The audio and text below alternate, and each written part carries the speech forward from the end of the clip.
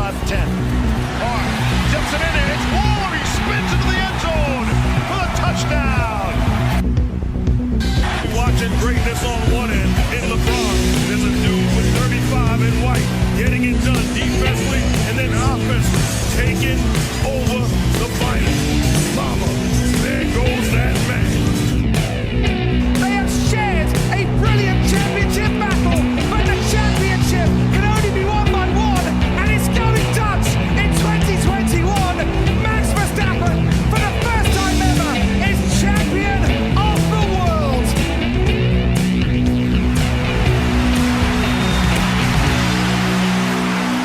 Hello, everybody, and welcome back to the newest edition of the Waterboy Experience. In case you forgot who I am your host, the Waterboy himself, Davis McLemore, and we have a ton to catch up on at the end of the NFL season, the Super Bowl in which we saw Rihanna look like Dr. Soyenberg from Futurama, and as well as the first week of Formula One testing.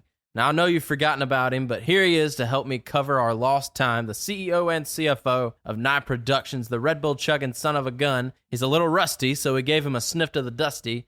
Mr. Jason Shaddix. Jason, how are you, my man? Why are you not talking? Because I'm still mad at you. Oh, come on. You can't still be mad at me about that.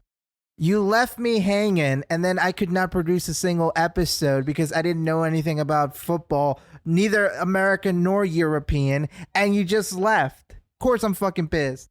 Evidently, you didn't know anything about Formula One either. You could have made a whole episode just about Formula One. The season ended. What did you want me to talk about? I don't know. What kind of toilet paper does Charles Leclerc use? I don't know. All right, that's enough about that. This show's in the toilet already, and we just started back. Just like Charles Leclerc's toilet paper. Okay, so where do we want to start? Do we want to talk about what? Are we going to do just the general NFL season, or we want to do Super Bowl? Well, you already talked about Rihanna, so we might as well talk about the Super Bowl. And considering that we have to also cover Formula One because we're a week late to recording because of somebody's doing that I don't want to name, but he's sitting right next to me, we're going to have to do a triple. Who are you talking about? Rihanna, that's who I'm talking about. Oh, Rihanna, yeah. The red trash bag herself. Okay, look, I'm going to give her some credit. I think she's a great performer. I think she just looked ridiculous. That's the only issue I had with that whole Super Bowl halftime show. But let's dive into the Super Bowl here. It was the Kansas City Chiefs versus the Philadelphia Eagles. Like every other Kansas City Chiefs game, the Eagles came out on top in the beginning, and it looked like the Eagles would run away with it. Jalen Hurts was doing fantastic, and he ended up finishing the game with 27 for 38, 304 passing yards, and 1 touchdown.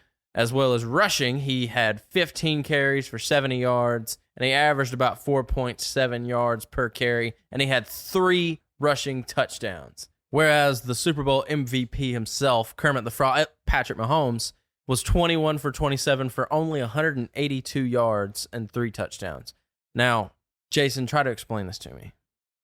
You won the game. That's great. You didn't have the best performance you ever did. And I'm not going to sit here and talk bad about Patrick Mahomes.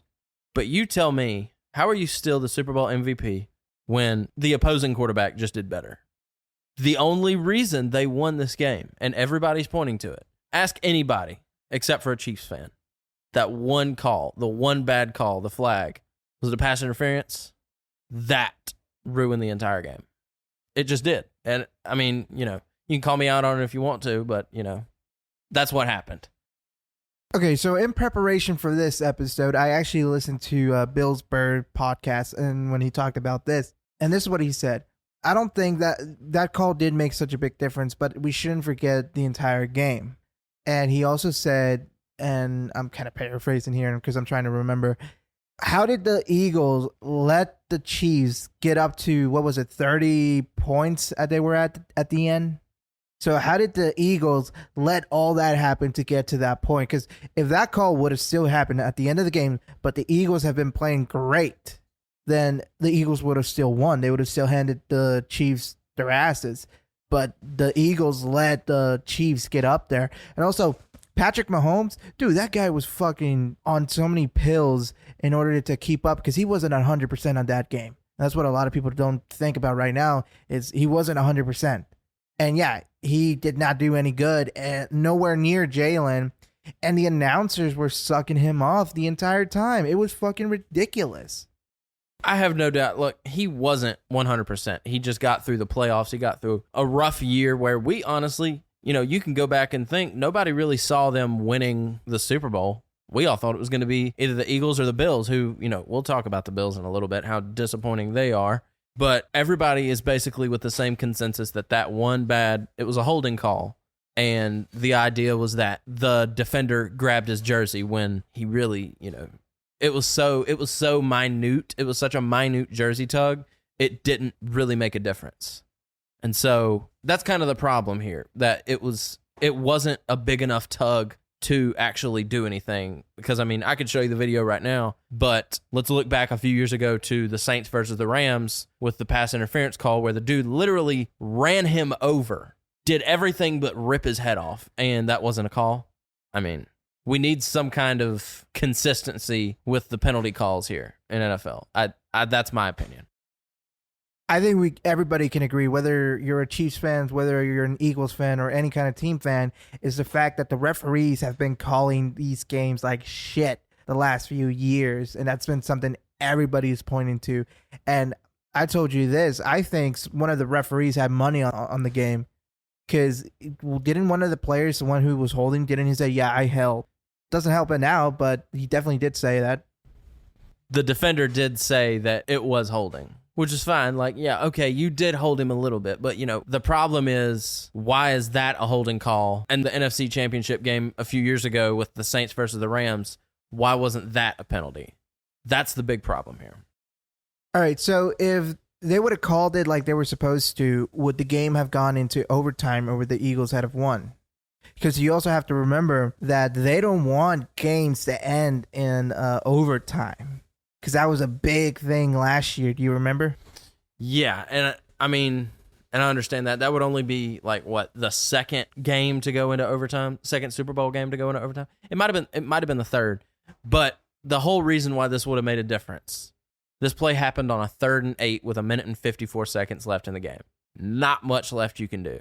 You force them in a 4th down, then they start panicking, then they start, you start thinking about your options, and then, it goes on.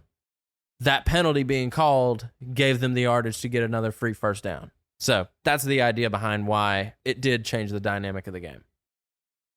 Well, in the end, the Eagles failed to live up to everybody's expectations of them, and the Kansas City Chiefs are now 2-1 in the Super Bowl. And we're just going to have to deal with the fact that the NFL is going to be dick riding Patrick Mahomes, because I know this is a whole joke that, the script and all that, they're pushing him as the next Tom Brady, because remember, you couldn't get away from Tom Brady a few years ago. Now you can't get rid of Patrick Mahomes, and everybody's just dick riding Patrick Mahomes. So that's my thoughts. Well, overall, the score ended in a 38-35 win for the Kansas City Chiefs. And I got to say, I do kind of agree with you because, when he's on the field, that's all that they talk about. Not even when he's on the field, when he's on the sidelines, that's all they talk about. And he's their poster boy right now, so we'll see how it works out in the end. But I got to say, I don't see Patrick Mahomes being remembered as one of, a Tom Brady caliber player. I think he will be remembered as one of the greatest, and he's definitely going to be a Hall of Famer. But I think it's ridiculous to say that he is going to win as many Super Bowls or have as much success as Tom Brady had. I don't think anybody is saying he's going to have the same level of success that Brady had. What we're saying is essentially they praised every single thing about him. He could throw the ball and miss, and they will I think they even did that during the Super Bowl, and they'll go, oh, that was such a great throw by Patrick Mahomes, the immensity of that. And a lot of people forget, well, yeah, you do throw the ball, but he's not the one that's catching and running it. And even though Tyreek Hill left, he was a big deal because of that, because he was the one catching the ball. And now Tyreek Hill's with the Miami Dolphins, and it didn't really hurt the Kansas City Chiefs as much as people thought. It still hurt them. They still have Travis Kelce, and he's, I got to say, he's the best tight end in the league. Tyreek Hill was their number one guy, and he was extremely valuable to that group. But without Tyreek Hill, you have to rely more on Travis. So then that makes you, you don't really have another good wide receiver. Juju is not as great as people say he is. He's just not. but it makes you want to rely more on Travis Kelce. And if you can't rely on Travis Kelce, you rely on the run game, which honestly is one thing that Patrick Mahomes does do fairly well, is run the ball himself. So I forgot Juju even existed. yeah, he was the guy that had the holding call called on, not called on him, but he was the guy that got held in that call. Oh my God. His only memorable thing in life will be that. No, his only memorable thing in life will be that he TikTok dances on the field on top of the team's logo in the middle of the field, and then will proceed to get his ass kicked in that game. So, that's one reason he's kind of good for TV. Well, I think that's enough about the Super Bowl. Do you want to get to talk about a little bit of the NFL season as a whole? Especially because I know you're going to cut a huge promo about this. You've been hot about this. I've been hearing about this nonstop. And I think it's time for the folks to hear another classic Davis McLemore rant. So, if you haven't been listening to The Waterboy or this first time, Davis McLemore is a big Raiders fan from birth. You know, he was named after Al Davis, and now Al's gone. Mark Davis is in charge, and the whole team is shit. This season, they hired somebody named, what was his name? Josh McDaniel. I'm sorry, I forget his name because he's so fucking bad. But Josh McDaniels, who worked under Bill Belichick and Tom Brady, and you'd think he would actually be any good. But he's not.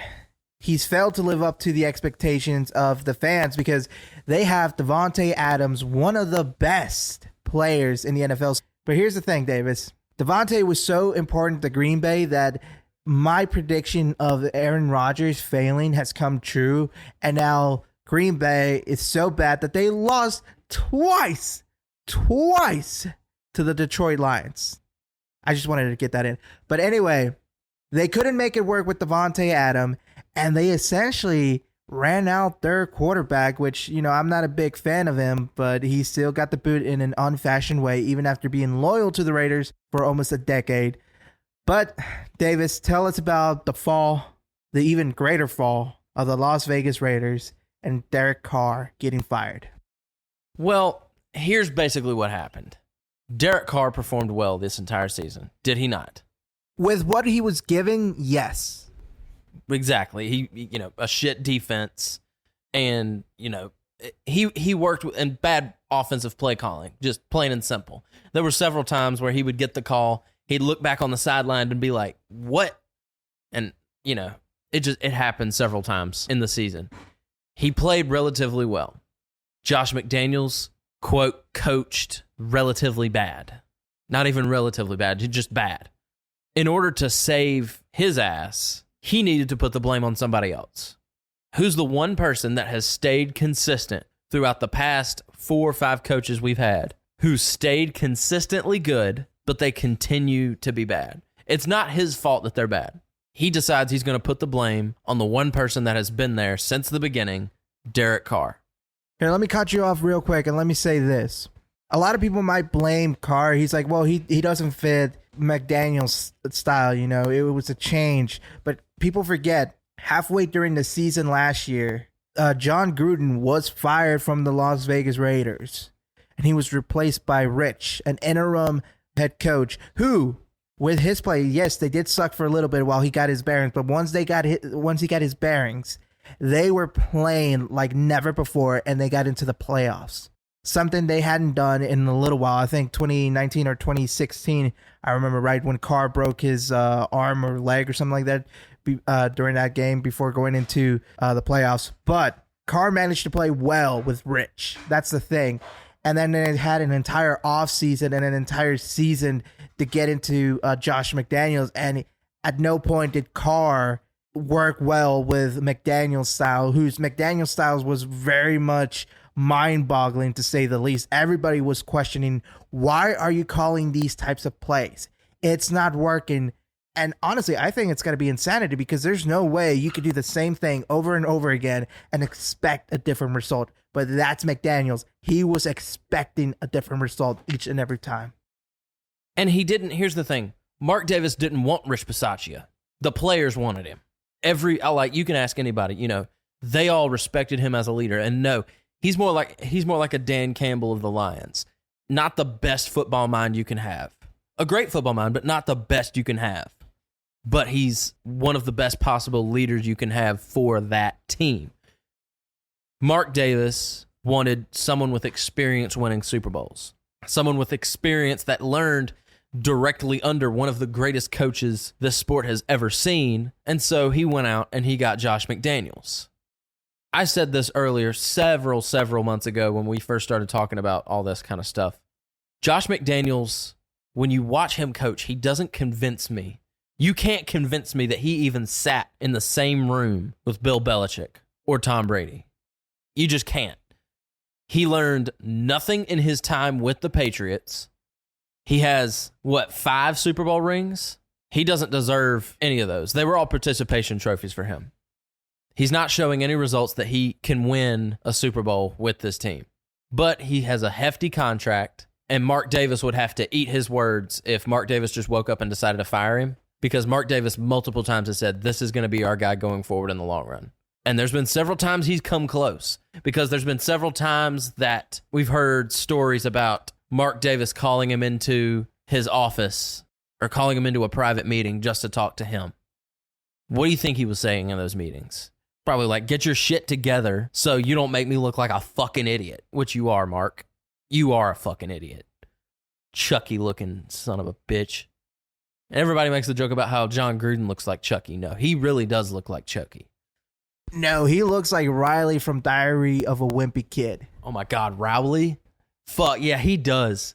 I've never even put that together before. Zoo-wee mama. But, so they decide to put the blame on Derek Carr and make it look like his fault. Just to be a dick. They don't let Derek Carr play the last game of the season after already coming out and saying, well, Derek's not going to play for us anymore.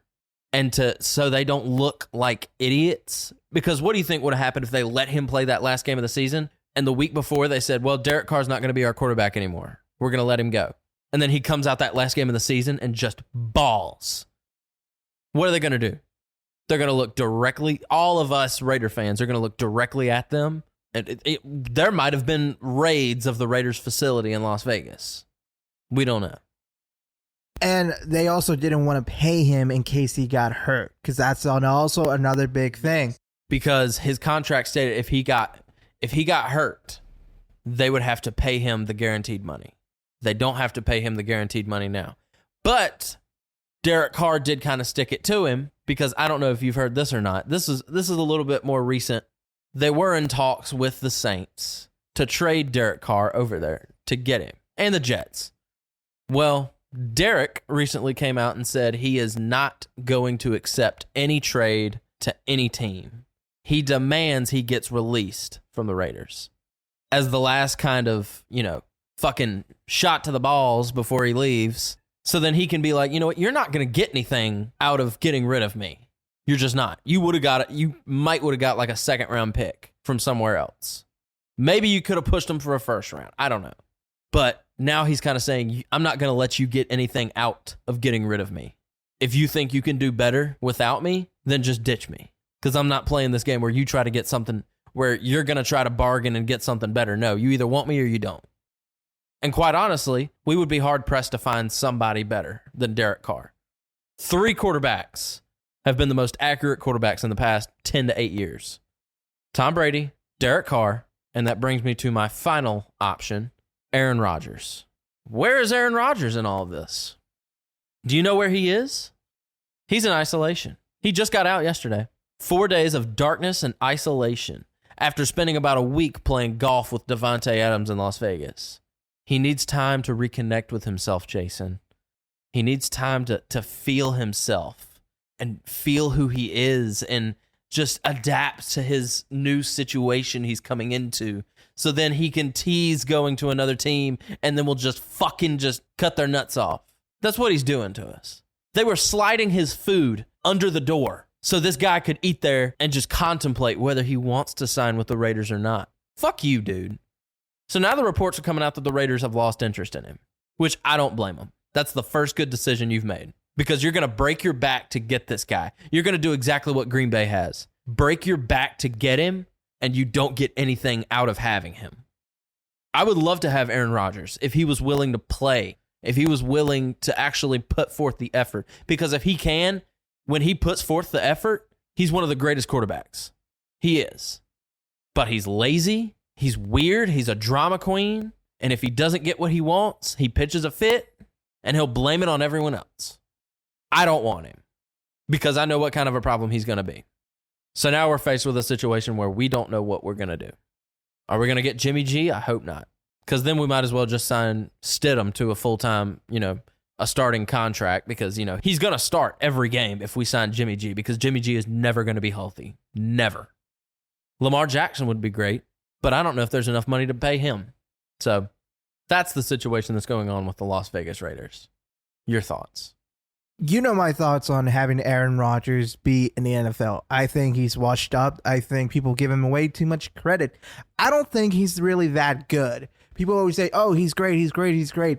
The rings don't show it. And at the end of the day, that's really all that matters. And when you're being carried by Devontae Adams, and like the one season he's not there, you're absolute shit. It speaks volume. He's washed up. He's old.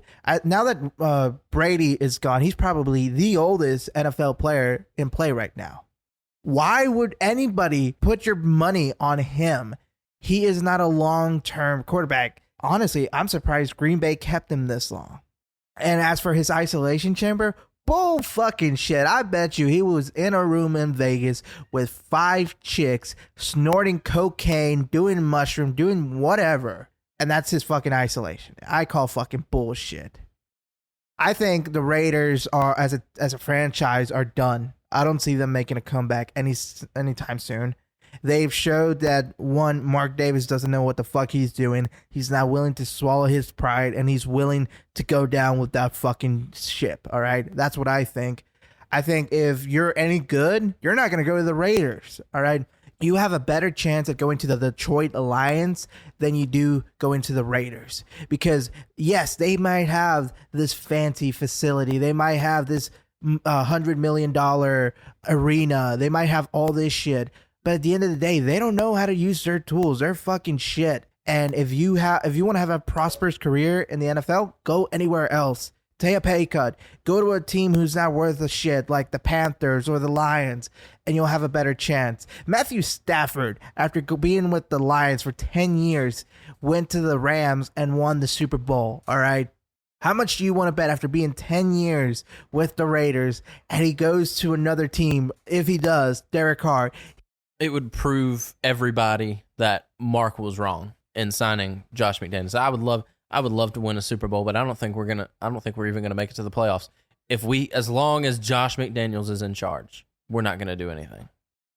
Now, I've also heard rumors of Dana White wanting to buy the Raiders, but I don't know how fortuitous is that a word?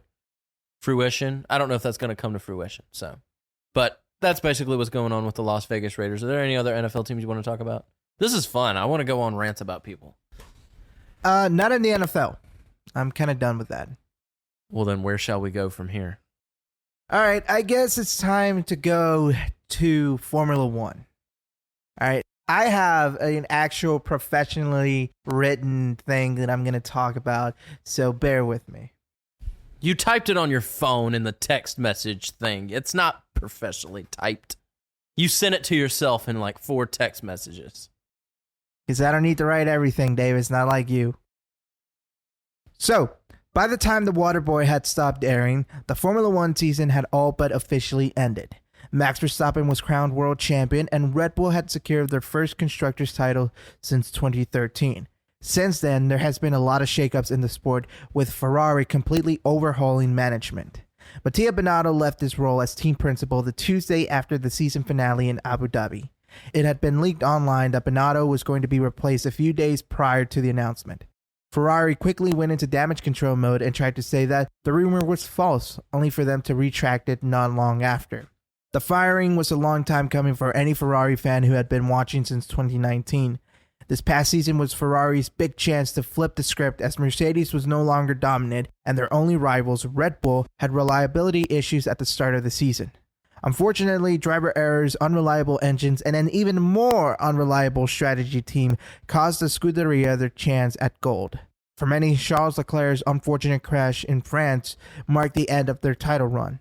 After the summer break, the Red Bulls were uncatchable and Charles had to settle for P2 in the standings. Ferrari had lost hope, and so Binotto was replaced with Alfa Romeo team principal Fred Vasseur.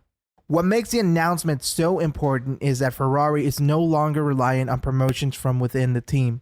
For a long time, Ferrari has held the belief that they could run the team with only Italians at the helms. Nothing against Italians, but in a sport as competitive as Formula One, to limit oneself to a single nationality is not a smart move. The last time a non-Italian team principal won gold for the prancing horse was in 2008 when Frenchman Jean Todt was in charge. He left the team in 2009, eventually becoming the president of the FIA. Jean had been in charge of Ferrari during the Michael Schumacher era, and it is considered the Scuderia's most successful period. Many are hoping that Vasseur is able to bring life to Ferrari as he had done to Alfa Romeo. Although the team is not a title contender, he did bring them to 6th in the constructors' standings, which had not been done since 2012. Although many are hoping he can win them a championship, I wouldn't expect that in 2023. I think it would take a year or two for him to sort things out in Ferrari, and with Vasseur out of Alfa Romeo, his position was left open. McLaren team principal Andrea Seidl joined the Alfa Romeo Sauber team as CEO, and Alumni Bravi will be working under him as team chief. McLaren replaced Seidl with Andrea Stella, and finally, Mercedes strategy director James Vowell, who's famous for his Valtteri, it's James, will replace Josh Capito as the new team principal for Williams. So a little bit of a recap right there, and a little bit of what was going on with the team principals moving around. But what do you think about Mattia Binotto getting fired and the Alfa Romeo team principal becoming the new team principal for Ferrari? I think it's a smart move. I mean, look back at last season and how many mistakes that Ferrari made strategy-wise. And, anything's got to be better than Mattia Binotto because, may I remind you of the box, stay out, no, box, stay out. And there was so many other times that, I can't even count. Like when I would text you and ask you, how's the race going? 9 times out of 10, you would just say, well, Ferrari fucked Ferrari. And then you would go on to tell me who won the race and all that kind of stuff. But it happens. And I think at this point, if you want Charles Leclerc to win a world championship, which I think he can, are you going to disagree with that? No, I'm not. I think he's got the potential for it. The problem is the team. The team principle, the team strategy. And we said it early last year, that car was one of the fastest we've seen in a while. I believe wholeheartedly this year, with a new strategy and a new car, and Charles Leclerc is pissed off, so is Carlos Sainz. I think they could make a push for the World Championship this year. And I think this is a fantastic move. I would have to disagree with you right there because right now, preseason testing has ended. This is today we're recording is Saturday, and the 3rd preseason day has ended. And from everything I've seen, the Ferrari has evolved to become an even more dominant beast, all right? Ferrari has said this. Charles Leclerc, when they asked him, how do you feel about the car after 2nd day of testing? He's like, we're definitely faster in the straights, but I do think we're not that fast in the corners. And what's the thing about Ferrari that was fucking over the Red Bulls at the beginning of the season last year? The Ferraris weren't as great in the straights, but in the corners, man, they fucking dominated. And the problem now is, well, we're good in the straights. We're not good in the corners. Meanwhile, the Red Bull, what are you guys? Yeah, I like the car. It feels good. And they're great at everything. They're great at the straights. They're great at the corners. Honestly, I don't see Ferrari being a challenge for Red Bull this season. I'd be surprised, and I would accept it. I'd be like, hell yeah, Ferrari. Give Max a fight for the title. But I don't see it happening this year. Maybe next year. Definitely for 2025. Now, I think their biggest opponent is going to be Mercedes because Mercedes has said, yeah, there's no more porpoising on the car. We fixed that issue. Oh. And they're saying with the same no side pod concept, which a lot of people were like, I don't think this is going to work. But they're sticking to it. And here's another thing. We got the black Mercedes back. For everybody who doesn't know, back in 2020, the Formula One season was suspended for a while because of COVID, obviously. And then there was also the whole thing with the Black Lives Matter starting and, all that political stuff. I'm not going to get into it, but Lewis Hamilton is a big proponent of having more people of color being in the sport and just more equality, which I agree. And in order to, help him in his cause, Mercedes said, you know what, we're not going to be the silver arrows. We're going to paint the car black. And they did, and they had it for 2 seasons, and that car was the fastest car in Formula One history. Now, this season, they're not doing it because of that. What they're doing it for is they're saving the paint because it weighs something, and they're stripping that into carbon fiber, and they're going to be lighter than last year, and they might be faster than last year. So I think the issue is going to be, can Ferrari stay second, or will Mercedes go back to being second? Because last year, at the end in Mexico and in Brazil, they were a fucking challenge. George Russell won the race last year in Brazil because the car was more dominant than the Red Bull, which was fucking insane. Now, once it came to Abu Dhabi, it was Red Bull who was dominant again. So I think Mercedes is going to be a challenge, and I think Ferrari isn't going to be a challenge to Red Bull, just Mercedes. They're going to be a challenge for the second place spot. Second place in the Constructors' Championship. Exactly. Well, let me ask you this. Who do you think is going to be a sleeper team this year? Who do you think is going to impress you? Is it Haas? Is it Williams? Is it Alfa Romeo?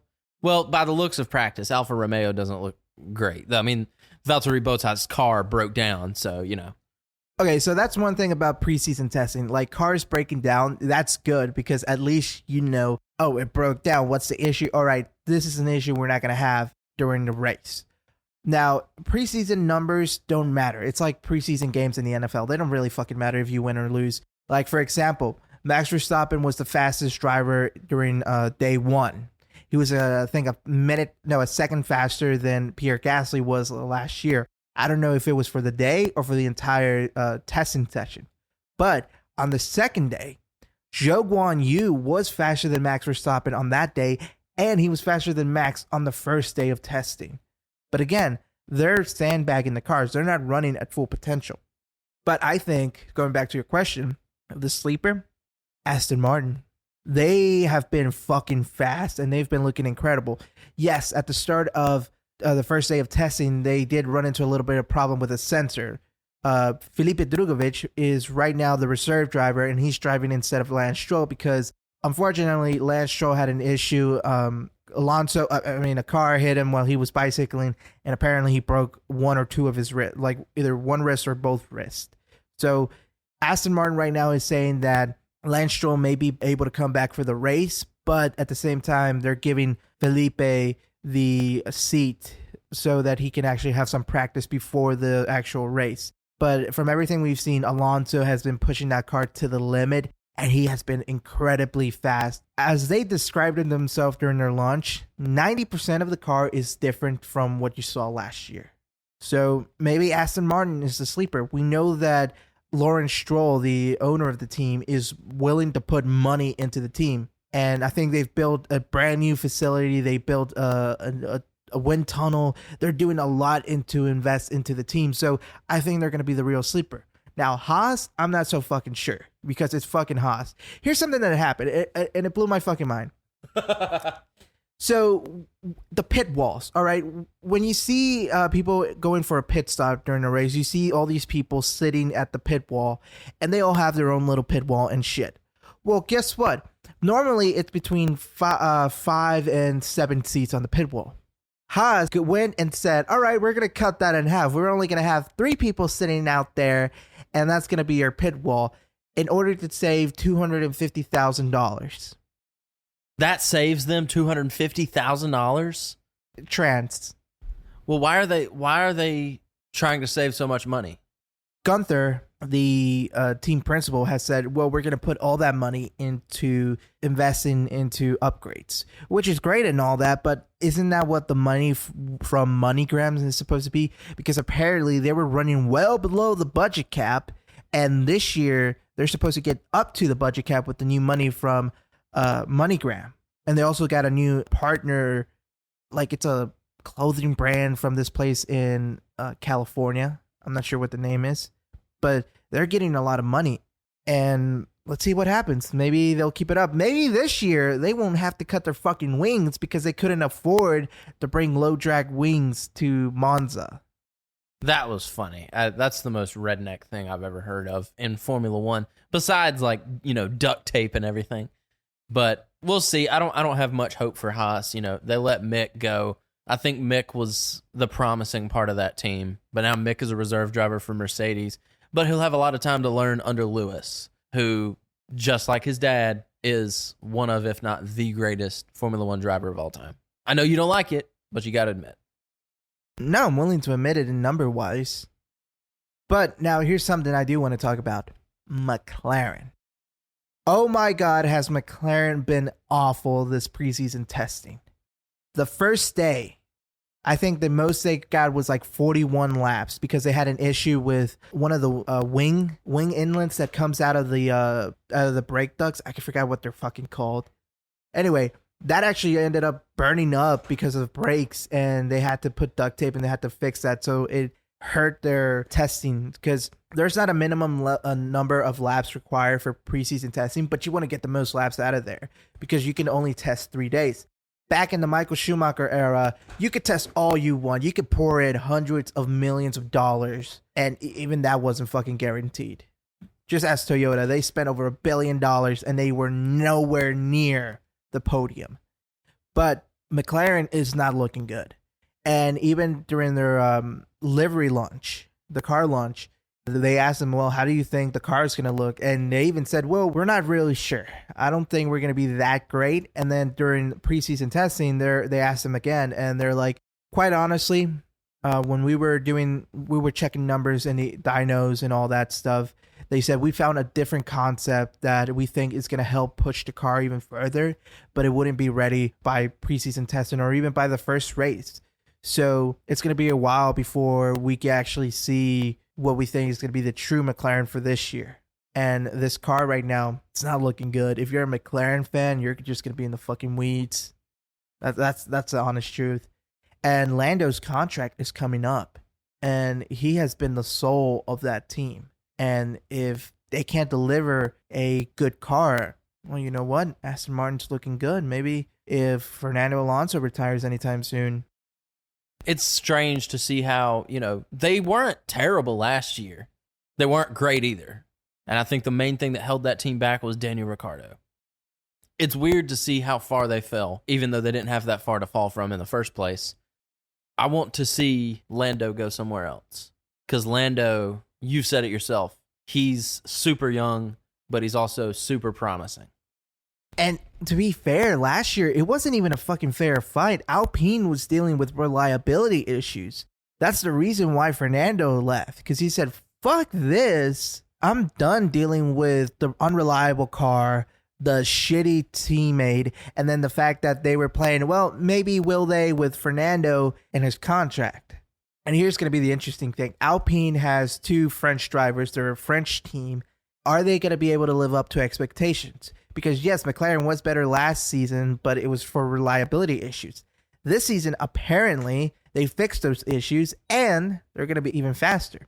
Now, the big question is, will Pierre Gasly, who moved from AlphaTauri to Alpine, will he get along well with Esteban Ocon? Because, and I don't really like to get into like the personal stuff, but this is a big story. Apparently, they were friends when they were younger, and something caused a big fallout between them and their families. So it was like, it had to be something big. And they do petty stuff, like they crop each other out of their Instagram posts and stuff like that. So apparently, there's a very bad blood between them, and now they're teammates. And don't forget, Esteban Ocon was a fucking shitty teammate to Fernando Alonso during Brazil, that even Alonso just said, fuck it, gloves are coming off, I'm hitting this kid. And he was not helping him during that Brazilian Grand Prix. So that's the question. Will they get along, and is the car reliable enough for them to beat McLaren this year? You want my opinion on that whole drama situation? Shut up and race. We don't have time to deal with all that. And if Ocon really is a terrible teammate, then you can take it out on him. But just let it go, dude. Just race. Make some money. That's my opinion. Yep, but that's Formula One. Now, we do have to talk about something big. It was a huge announcement, and a lot of American fans, especially the diehard rednecks, are quite happy about this. During the launch of the RB19 in New York City, Red Bull announced, and actually I think it was leaked a little bit before the announcement, Ford and Red Bull are partnering up for the 2026 season, as Ford will be the official engine supplier for Red Bull. Now, what does this mean? If you've listened in the past, you've heard me talk about Red Bull powertrains and them building their own engine. What happened with that? What happened with the connection with Honda? Well, Fuck that. What happened with the connection with Porsche? I'm going to get into that. So essentially, Red Bull and Ford have made a partnership where Ford is going to design and build the electric motor for the car, and then Red Bull Powertrains is going to build the combustion engine itself. But Ford is paying for the right to call that Red Bull engine a Ford engine. That's essentially what happened. And now, about the Honda and Porsche thing. We don't know what's going to happen with Porsche. Nobody knows if Porsche is going to even go into Formula One. Audi has their own engine, and they have their own team ready because they're already buying stakes in Alfa Romeo and all that. Alfa Romeo is... Sauber. Is it Sauber or Sabre? Sauber. Sauber. Yeah. So they're buying stakes into Sauber, and they're getting ready for 2026. That's when they're going to officially launch the car. Porsche has no one else. They've been talking to some teams, but they kind of want to own the team, and a lot of teams don't want to sell. Now, Honda, on the other hand, they said this, and this was astonishing. They said that Red Bull was the one that stopped talks about making a deal for 2026. And Honda also revealed that they're talking to other teams. A lot of people are saying that it's McLaren because obviously there's a huge history with them, with one of the best drivers of all time, Ayrton Senna, was racing with McLaren during the McLaren MP4 era. So a lot of people are saying it's got to be McLaren that they're talking to. And honestly, I don't know if Honda wants to team up with McLaren the way they've been and the way their relationship went last time. So Honda is a question mark. Red Bull is going to be a Ford. A Ford is going to be a Red Bull, either way. Porsche, we don't know if they're going to be in Formula One. The only team that'd be willing to sell them a stake into the company would be Williams. And the deal that the company that owns Williams right now with the family of Williams, of Frank Williams, is it has to be named Williams. Are they going to be Williams Porsche, or are they just going to be Porsche? We don't know. Time will tell. And I was a little excited to see Red Bull and Porsche team up, though. Hey, at least we can buy a Ford that's named after a Red Bull in the United States. We don't have to buy a Porsche. Those things are fucking expensive. Yes, but historically, also, we don't know. I mean, I know they won't have much to do with Red Bull, but historically, Ford stands for Found on Road Dead. Haha, very funny. I own a Ford. Yep, and I own a Pilot. What's your point? Well, actually, I do have some statistics to back up why it's a good idea. So, did you know that the third most successful engine supplier in Formula One history is Ford? They have 176 wins to their name, and they hold 10 Constructors' Championship titles to their name. Now, the only teams ahead of them are Mercedes and Ferrari. Ferrari's number one, and then Renault for the wins, or the Constructors' Championship. I'm not sure. But they've been quite successful in Formula One. Now, and here's what I think is the ironic part. Before Red Bull was Red Bull, it was Jaguar, which was owned by Ford. So Ford sold Jaguar to Red Bull. Red Bull is winning, and now Ford is going back to Red Bull, who is the team that he sold. Like, everything about Red Bull is still a Ford because they paid for the facilities in Milton Keynes and all that. So they sold the team for $1. Like, literally, they sold the team for $1. They took all the people that was working there at the time, and they just rebranded as Ford. But it was a Jaguar. I think that's pretty cool. That is kind of cool. It's kind of coming full circle. Now, they're not going to go back to being called Jaguar, correct? God, no. Right, because what's the guy's name that owns Red Bull? Dimitri... Oh, fuck. You really putting me on a tight spot right here. You know I can't speak Austrian. Well, you know what I mean. Like, you know, they have too much stake in the Formula One team, and, you know, they love doing that. That's one of their passions. That's why Red Bull has so much popularity. So... Well, actually, the owner died, if you remember, in a little bit before the United States Grand Prix. But that's actually a great question. That's a great thing you commented, because we don't know if Red Bull will support. Well, we know they're going to support the Formula One team, Red Bull Racing, because it's drawn them a lot of money, a lot of publicity, and they're very successful. But AlphaTauri, we don't know the long-term future of AlphaTauri, because it's no longer a development team for Red Bull. Because think about it. Right now, the perfect duo is Max Verstappen, who was a Red Bull boy, and Checo Perez, who wasn't from Red Bull. And here's another thing. Yuki Tsunoda, he's driving for AlphaTauri. His ass is on the line, and the only reason he really got into Formula One, I mean, he was decent in Formula 2, but he was not ready for it. I mean, the team literally announced that we had to get a psychologist or a therapist for Yuki because he could not deal with the stress of Formula One, which for a team to put that out there, that's kind of putting a hot seat under you. And the reason why Yuki was mostly in Formula One was because, well, Honda is our engine developer, and he's Japanese, and Honda does want Yuki because they backed him up. So they had him in Formula One. He's decent, all right? I don't think he's the greatest. So his ass is on the line this time, and the other driver for AlphaTauri is not a Red Bull Academy driver. It's Nick DeVries, who for a very long time was a Mercedes reserve driver. So we don't know the long-term future for AlphaTauri. Hopefully Red Bull stays with it for a while, because they might end up selling it. And, you know, Michael Andretti is looking for a team. Like, he wants to become the 11th team, and they don't want an 11th team. So what if he buys AlphaTauri from Red Bull? Either Andretti buys AlphaTauri, or I was thinking maybe Porsche buys AlphaTauri, or maybe, you know, Ford, because Ford, you know, they help, you know, they do stuff with Red Bull, and they were like, well, what if you also had this team? You know, if you wanted to spend the money, you know, we have Ford Racing. You know, it just depends. I don't think they want to lose that much money anymore. So, but anyway, that is Formula One. We're not going to get into a lot of it, because next week, for next week's episode, once you hear this, it's going to be Friday, hopefully, and the Formula One season is about to start. And next week, when you hear us, we're going to be talking about Formula One, the first race, and we're going to really see who's the winners, who's the losers. I'm saying Max Verstappen is winning the race. Checo Perez, P2. Charles Leclerc, P3. What about you? Well, you might not like it. I'm saying Charles Leclerc, P1. Max Verstappen, P2. And Checo Perez, P3. Watch us be wrong, and it'd be Lewis Hamilton, George Russell, Charles Leclerc. Fernando Alonso, P1.